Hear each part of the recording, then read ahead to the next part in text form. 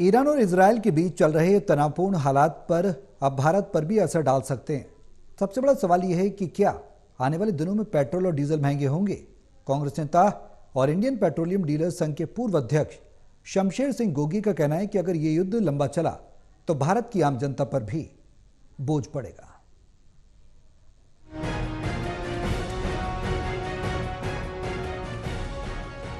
मध्य पूर्व में लगातार बिगड़ते हालात और बमबारी के बीच भारत में तेल की कीमतें एक बार फिर चिंता का विषय बन गईं।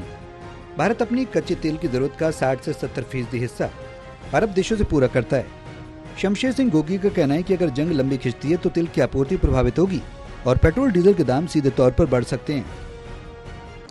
देखो, ये युद्ध है दुर्भाग्यपूर्ण है और जो हमारे आर्थिक स्थिति है उस पर इसका असर होगा और पेट्रोल डीजल के रेट जो हैं वो बढ़ सकते हैं, क्योंकि अब अगर वहाँ पे बमबारी होती रहेगी तो वहाँ से यहाँ तक माल ही कैसे पहुँचेगा। माल तो वो हमारे को दे रहे हैं, लेकिन 60 से 70% हमारा इसी एरिए से आता है, जो ये अरब कंट्रीज़ है। और अगर वहाँ पे कुछ अनहोनी होती है, कुछ दुर्घटना होती है या उसमें जंग में वो लंबे समय के लिए चले जाते हैं, तो मेरा मानना है कि हमारे यहाँ बहुत बड़ा बोझ जनता के ऊपर पड़ेगा पेट्रोल डीजल। गोगी ने यह भी कहा कि अगर बोझ बढ़ेगा तभी सरकारें कीमतें बढ़ाएंगी, लेकिन सवाल यह है कि क्या सरकार इसके लिए तैयार है।